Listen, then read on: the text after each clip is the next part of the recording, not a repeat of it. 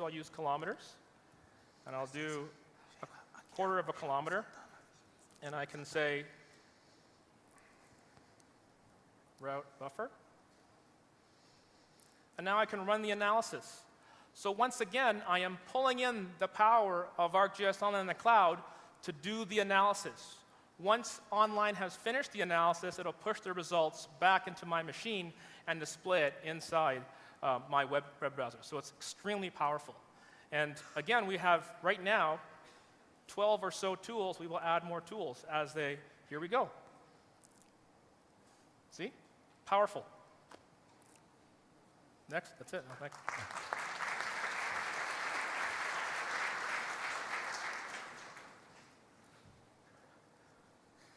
Juan, sua vez. Como é? Agora é sua vez. Ah. Você vai fazer da Venezuela? Cadê a sua camisa? Tá, eu achava que ele ia fazer mais. Achava, não. Bom, estamos vendo aqui, sim. Então, temos esta, para começar, temos esta melhora nas ferramentas de Excel. Desde a versão 9.2, nós podemos ler os arquivos Excel. Isso provavelmente não é muito novo para vocês. Mas, na versão 10.2, eu vou colocar aqui Excel e ele vai encontrar duas ferramentas de geoprocessamento que vocês, os usuários, têm pedido. Né? A primeira delas automatiza o processo de importação, mas a segunda delas permite exportar desde o mapa para o Excel. Talvez vocês pensem, mas eu já faço isso com um arquivo CSV, uma coisa assim, mas é diferente. Né? Nesse caso, pegamos a camada na ferramenta e depois ele dá o resultado de um arquivo Excel nativo e formatado, né? Que é diferente do CSV. Essa é a primeira.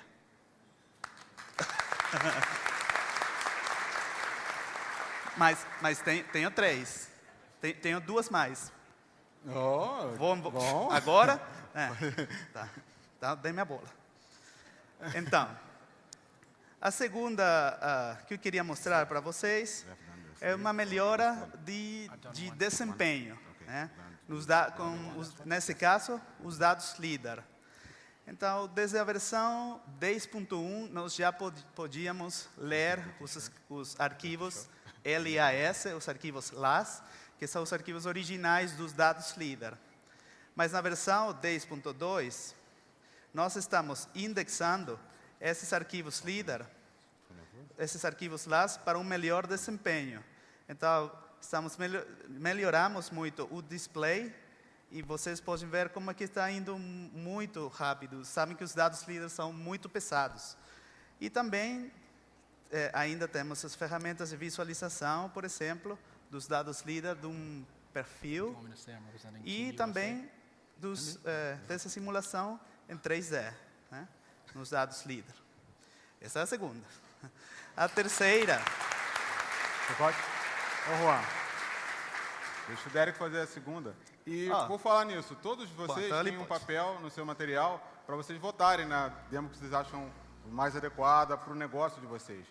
Com esse papel, a gente vai promover alguns webinars para outubro, ainda esse ano, mostrando como foi feita a demo e também dando mais detalhes. Tá? E no final do evento, nós daremos alguns brindes. O Enéas falou hoje de manhã que seria um carro 0, certo, Enéas? 2. Ok? Jantar. Depois, So I'm representing Team USA, even though I'm from Canada. Demo number 2. This is a really cool piece of functionality inside ArcGIS for Server 10.2. You can now do web editing with data that is stored in a database that is not a geodatabase. This is quite significant. Let me show you what I mean. Right now, I'm in SQL Server Management Studio. And you can see here I have a geodatabase called Save the Bay. If I expand the tables, those of you who are familiar with ArcSDE geodatabases knows that we have a whole bunch of system tables here, and that's great. However, in a lot of our organizations, we have departments that have databases that are not geodatabases. They could be using Oracle Spatial or Microsoft SQL Server Spatial types. If I click the tables, you'll notice I have no repository tables. I'm going to right-click and simply view this table, and you can see that I'm looking at a simple polygon border. And if I open up the well sites, you can see that I'm looking at some wells, although you can't really see it very well in this display. But trust me, they are there. Now, inside ArcMap, I can view the same data. I am accessing this spatial type data in a database that is not a geodatabase. The geodatabase is great for modeling complex geometries, but if I want to do web editing for data owned by other departments, I can now do it. I've gone ahead and made a connection to pull this data, and if I go into ArcGIS Server Manager, I actually have a feature service that I made called Edit Database Features. And what I can do is I can open up the feature service URL, go into my map, and I'm going to add this layer. So you can see I have my features inside the ArcGIS.com map viewer, and I can start editing. So I'm just going to pull in the templates. I can start to draw a new polygon.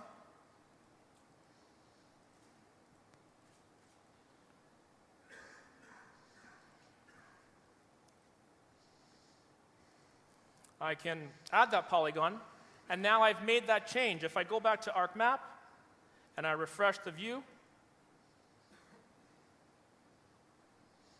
and I refresh the view. Oh, here we go. Here's that polygon. Basically what that means is with ArcGIS for Server, I can set up feature services that edits data in a database that is not a geodatabase. Again, it enforces that collaboration and the power of the platform story. Back to you.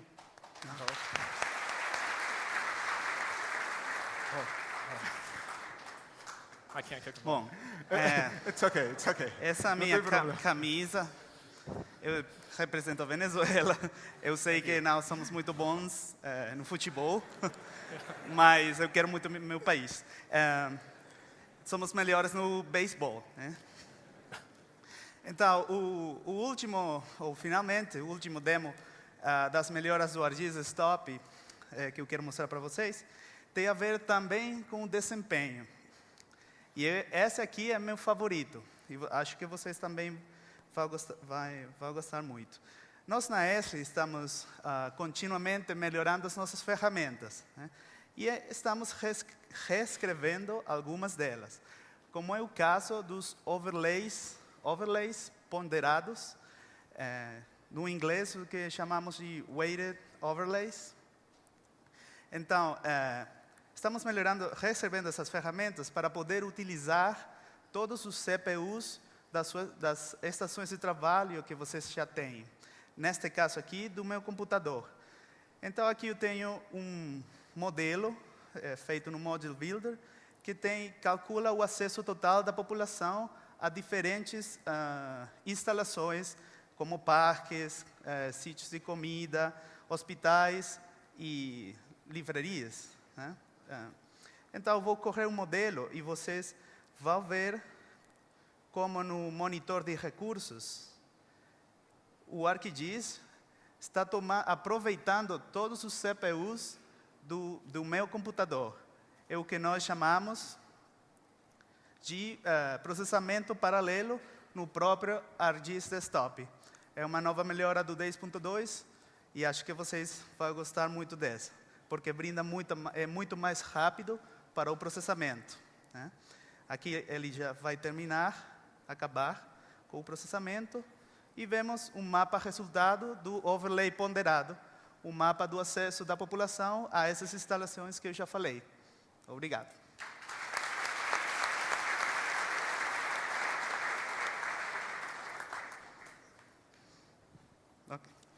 Sobrou para mim, né?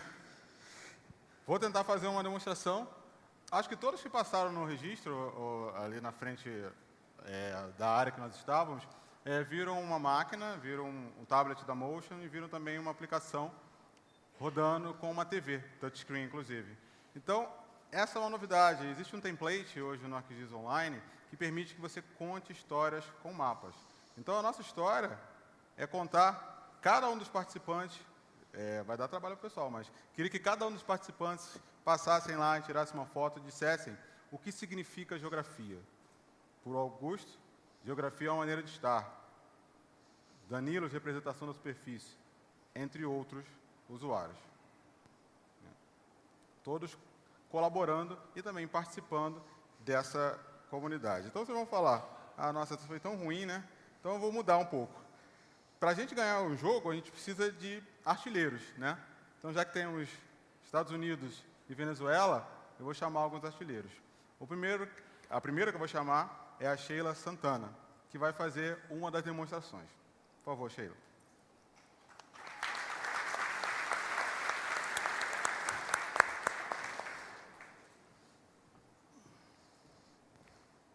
Você quer fazer uma embaixada, alguma coisa? Não? Não, por favor. Você pode falar do seu trabalho. A história que eu vou contar é relacionada ao meu projeto de doutorado, onde eu faço a simulação tridimensional da cidade de Belo Horizonte como uma ferramenta de auxiliar o planejamento urbano. Pensar em simulação 3D é o reflexo da mudança de pensar na cidade e das novas formas de morar. O projetista, ele deixa de ser um autor de projetos individuais para ser um decodificador dos interesses coletivos. Nesse trabalho, nós fizemos uma simulação, inicialmente para identificar a escala de trabalho. Posteriormente, fizemos uma simulação da cidade legalmente permitida, a partir da interpretação dos parâmetros urbanísticos disponibilizados através de tabelas nos planos diretores. E, posteriormente, fizemos uma simulação da cidade real a partir da projeção das edificações e do levantamento a laser. Para, então, a gente chegar na análise comparativa entre as duas feições. Nesse caso, a gente consegue identificar quais são os locais onde existem estoques construtivos para o crescimento da cidade. A gente consegue fazer uma definição da forma das edificações para uma melhor eficiência energética e conseguimos fazer também uma simulação dos modelos de sombra, aqui já apresentado pelo Juan Carlos. Por último, foi feito uma criação de um cenário da cidade texturizada a partir de um processo colaborativo utilizando o Google Sketch. Então, é um sistema que ele se torna uma plataforma de comunicação, tornando o cidadão um corresponsável e um agente participativo da paisagem coletiva. Ele consegue visualizar as mudanças de parâmetro e mesmo as mudanças que vão acontecer na cidade em termos de tipologia de edificação, segundo as suas texturas, segundo os seus interesses para a cidade. Nesse caso, vocês estão vendo a simulação da cidade legalmente permitida. Se todo mundo construísse o máximo permitido pelo plano diretor em vermelho. Em amarelo, a cidade real. E o que fica em vermelho para cima são os estoques construtivos para definição dos locais para onde a cidade pode crescer. É um sistema que, então, devolve a função social da cidade frente aos interesses específicos do proprietário da terra. Nós estamos vendo os reportes que faz um comparativo de volume e, nesse momento, vai ser a aplicação de uma regra de textura para a identificação de como que a cidade pode ser realmente. Essa é a minha história e esse é o meu modelo.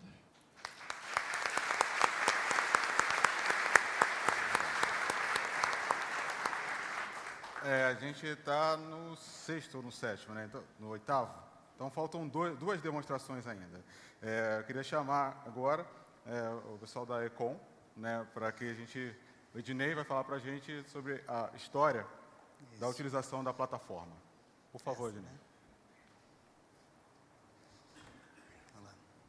Bom dia. A nossa experiência com o ArcGIS Online foi na busca de uma ferramenta que contribuísse para um processo de educação ambiental. O REMA é uma rede de estudos para a educação ambiental e é um projeto que acontece no contexto do licenciamento de petróleo e gás.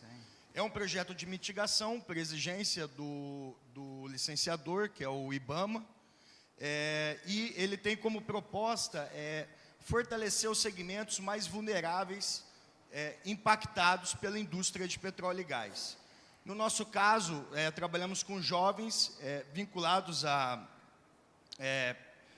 que têm ligações com a pesca artesanal, seus pais são pescadores, seus avós.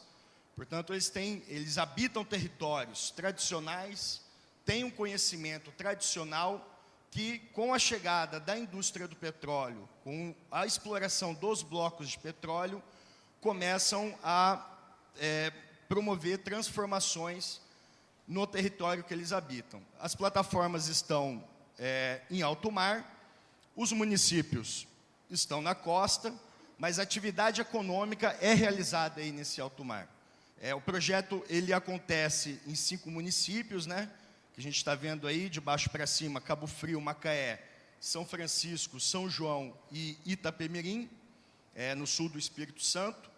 Esses municípios foram identificados porque a atividade pesqueira na área onde tem instalação de plataforma é uma atividade pesqueira que os pescadores com esse tipo de barco estão nesses municípios.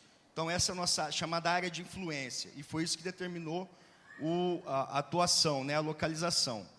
Identificado o nosso público, nós começamos a etapa de mobilização.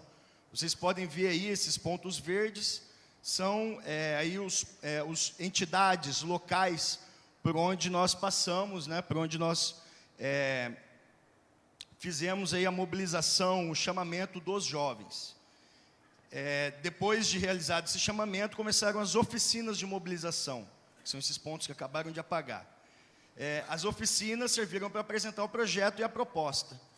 O mapeamento também mostrou para a gente onde a gente teve o maior número de inscritos, que foi a partir disso que ajudou a gente a localizar o Espaço REMA, onde a gente instalou a sala onde acontece essa educação ambiental. Outra funcionalidade do ArcGIS que ajudou muito a gente foi para que o jovem possa compreender a relação que ele tem com o território. Então, ele pode identificar ali quais são as instituições em que ele tem um contato, em que ele circula, quais são as instituições importantes. Para daí agora, num próximo passo, a gente então entender o que a presença da indústria do petróleo trouxe de transformações para o território, para as instituições, para o trabalho, para as pessoas que ali vivem. O nosso grande objetivo agora com os jovens, identificar essas transformações e esses impactos.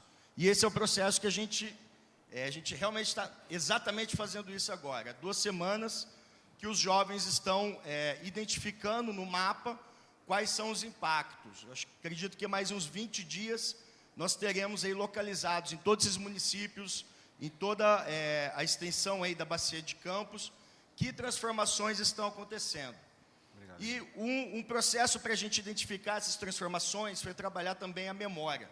A gente fez um resgate da memória e da cultura local, porque é a perspectiva do impactado que a gente está querendo realmente trazer à tona, né? Não é a perspectiva do especialista, a pessoa que é especializada na identificação de impactos, problemas, conflitos, potencialidades socioambientais.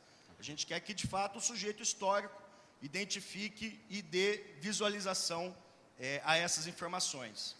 Outra coisa interessante é que todas as informações ficarão penduradas em um site, o site do projeto, e que qualquer pessoa da região terá acesso também a essas informações. Obrigado. Bom, nossa apresentação está mais detalhada depois, né?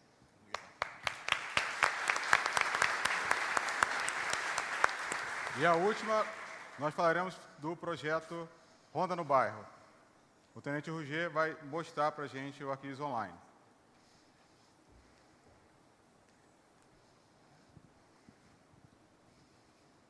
Pode falar. Bom, senhoras e senhores, só para ilustrar um pouco aquilo que nós narramos há pouco tempo, mostrar para os senhores um ambiente que nós criamos.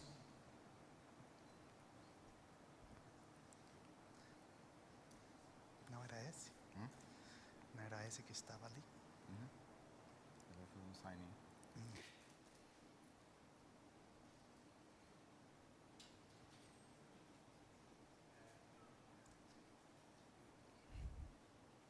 Aqui.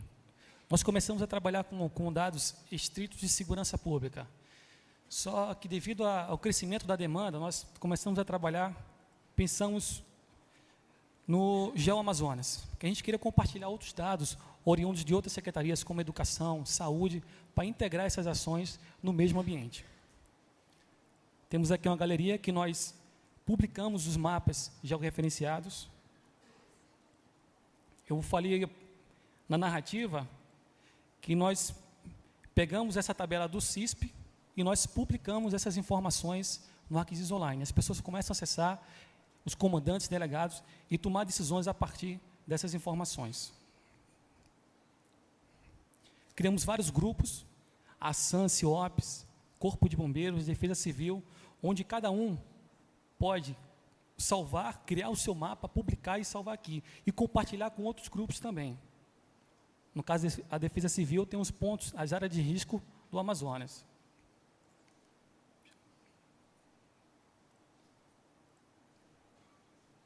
Está vendo aqui o mapa web.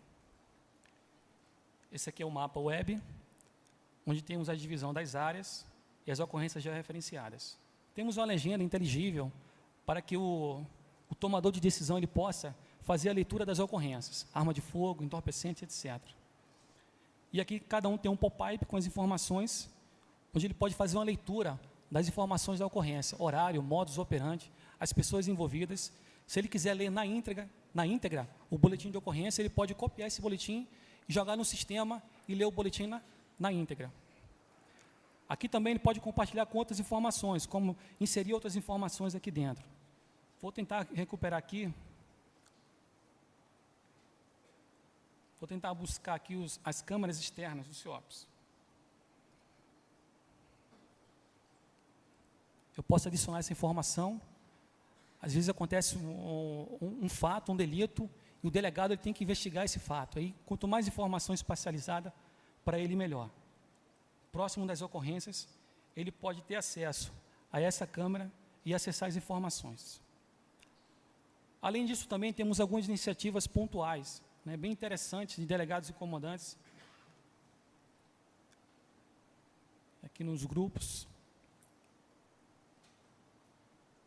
que é como um projeto dos foragidos. Os foragidos, aconteceu uma fuga em massa na cidade de Manaus, e a gente passou a criar um aplicativo, e as equipes de investigação da Polícia Civil passaram a geocolaborar nesse ambiente, ou seja, aquele apenado que era capturado, ou ele estava num regime fechado, passou por um regime semiaberto, ele era localizado aqui nesse ponto aqui. A própria equipe de investigação, ela tem a liberdade de acessar as informações, editar o pop-up e acessar também a foto do infrator. Aqui ele pode mudar a categoria dele, regime semiaberto, passou por regime fechado, cometeu um novo delito, por exemplo. E aí muda a categoria, e tudo que nesse ambiente, que a equipe de investigação edita, todas as pessoas podem ver essa informação online, e já colaborar nesse único ambiente aqui. Obrigado, Tenente. Tem vários outros que a gente gostaria a gente vai especificar um pouco mais na apresentação, mas tem alguns mapas publicados também em relação a comparativos de mancha criminal. Queria mostrar só um para os senhores.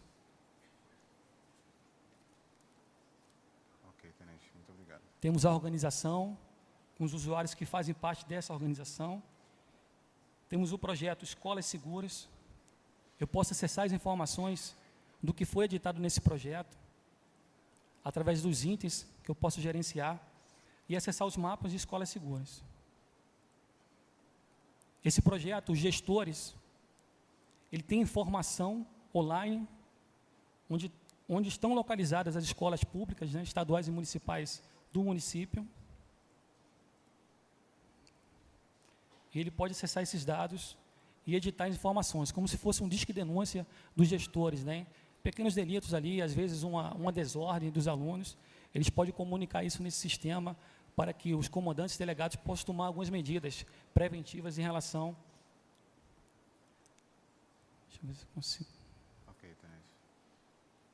Ok, esse é um pouco que a gente quis explanar para os senhores. Mais tarde a gente vai ter a oportunidade de especificar um pouco mais essa ferramenta. Obrigado.